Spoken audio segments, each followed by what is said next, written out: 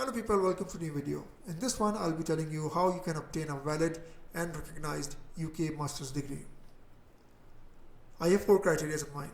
Number 1, it has to be a recognized and authentic course. It should not be one of those Mickey Mouse courses which is typically taken by immigrants just to land in a country, because no employer or anybody else respect those courses. They are considered worthless. They are a waste of your time in most cases and of your money as well. Then the path I'm going to discuss has to be relatively quicker. By relatively I mean everything has a due process and time. For example, if somebody is in high school, then he will need to do 4 years.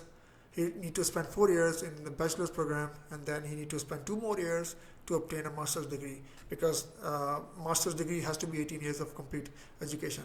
So we need to cut the duration down from 6 years to something much less.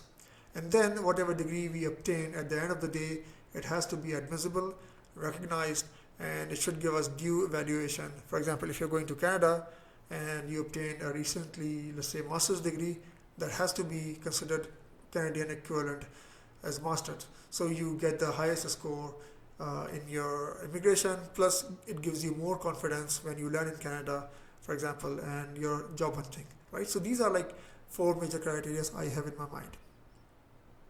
Before we go into details, let's understand a bit about British education system. Typically, all of us are A-level or high school. In UK, they call it A-levels, right? So under the RQF, or the Regulated Qualifications Framework, it is considered a level 3 qualification. From A-levels, people go to, they do sometimes something called AS, which is Advanced Supplementary, and from there they go to level 6, which is typically bachelor's program. And from there, they go down to the master's degree. This typically takes 18 years. So we can have like a couple of situations. For example, if there's a guy or a lady, he or she had to abandon education midway, for example, due to some circumstances. They could not complete their high school, or they, let's say, registered for a bachelor's program, or they dropped out. It could be whatever reason, right? So what I'm trying to discuss right now is going to be a shortcut, kind of a shortcut to the master's degree. So that's how it works. So master's degree in, just to summarize, master's degree in UK is a level 7 qualification. It can be a degree program, it can be a diploma, or a professional certificate. Similarly, a bachelor's degree is a level 6 qualification, and A-levels is a level 3 qualification. Alright, just keep this in mind. Now, what I'm going to suggest is you guys look up something called ATHE or OTHM. These 2 institutions, they offer academic diplomas, which are PGD or postgraduate diplomas, and they deliver those courses via approved schools. Typically, it takes about 1.5 year. 1.5 year. All right. So it depends. What is your starting point? I'll discuss this in a bit detail later. And then after the diploma, you top up to a master's program, because technically a diploma is a diploma. It's not a degree. So there's a legal kind of distinction. Degree is offered by universities throughout the world. So if it's a degree, it has to be by a university. Whereas diplomas or professional certificates, these could be non-university institutions, like for example ACCA or these CA certifications and whatnot. So that's the important distinction. We'll just do the diploma first, and then we top it up to a master's program. I can confirm that if you follow this route, you will get master's equivalency from West for Canada, whereas the Australians, they are like nuts. So depending on your case, they could give you bachelor's or master's. For example, let's look at this. So let's say if you started from level 5 and you straight away did a diploma, and eventually you got yourself a degree by top up. So maybe the Australians will give you like bachelor's, for example. So but anyways, let's get back to the topic. So my suggested route would be that you need to determine your starting level. If you are a high schooler or intermediate in our part of the world, we call it. So you have to see your starting point and then try to get the maximum level you can. Typically, you will get admission easily in level 5, If you are having an associate degree, which is undergraduate degree, something below bachelor's degree, you will easily get into level 6, but you should try to get level 7 because it will save you time at the end of the day. Or if you already have a bachelor's degree, then you straight away go into level 7. So depending on these three situations, you might get into these levels. But before you sign up, I would suggest you contact HE or OTHM, you can Google them, and try to contact as many as the schools you can and try to get the admission in the highest level you can. For example, let's say you are a high schooler, right? And but let's say you're a high schooler, but you have, for example, 10 years of experience, professional experience.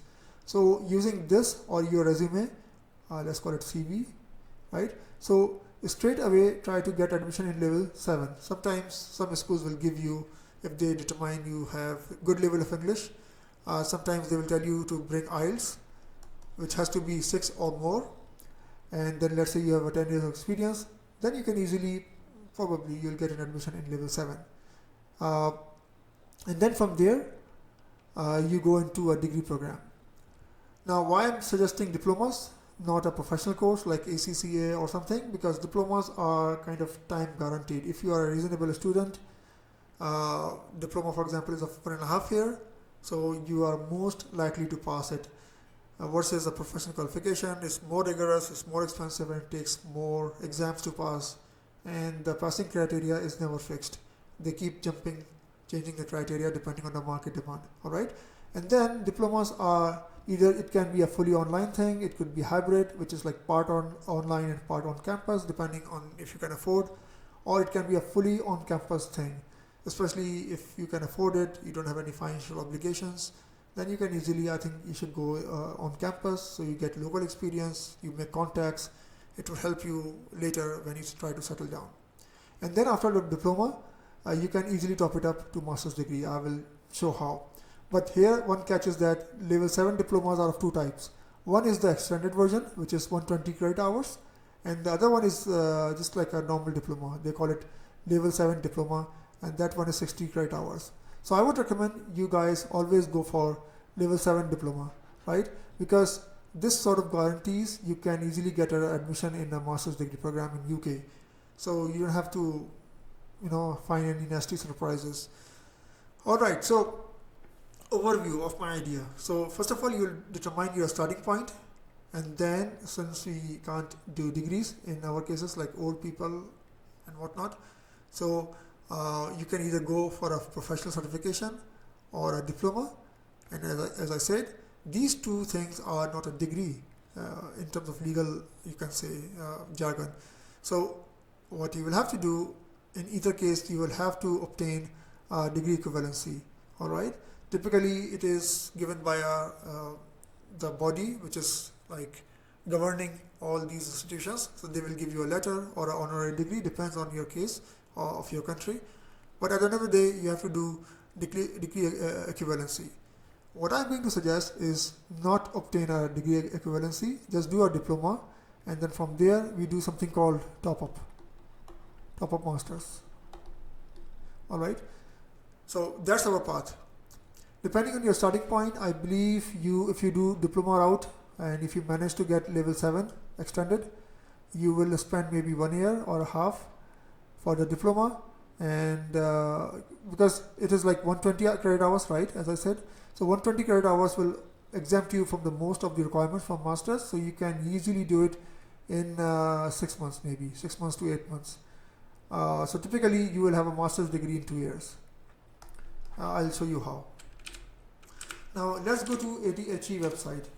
I was just browsing their website, so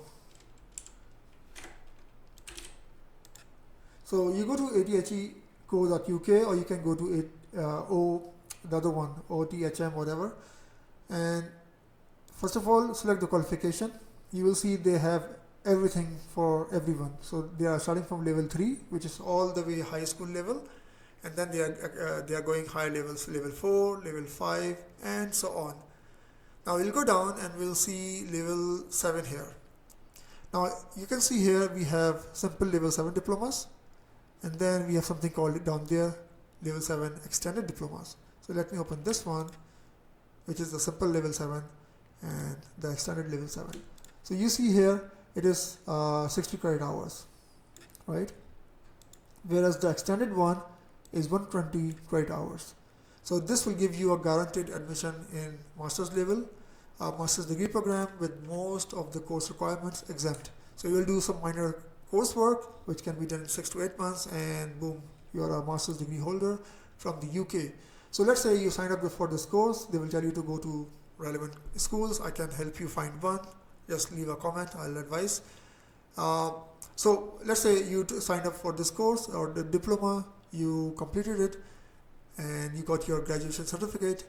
Then you will go to this section called University Progression Routes, and then from there you can see all the routes.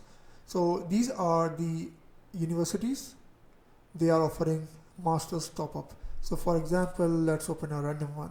So let's say Angela Ruskin. So they are offering bachelor's and the minimum requirement is level 4 or level 5. Now we are looking for masters actually, so let's use search.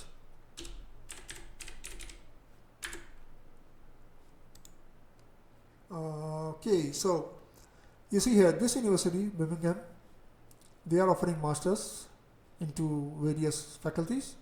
They need 120 credit hours, that's why you see I recommended 120 credit hours. So if you have level 6 extended diploma, you can sign up for their course and then you can see details. Actually they have changed the website, but previously they would mention estimated time to complete. So they would say 6 months, 8 months or 1 year. So you have to contact all these universities one by one and see if they are offering the master's program in the discipline you like and what is the estimated duration. For example, this one could be the shortest because they are saying top up. Top up is usually the shortest way. Let's open it.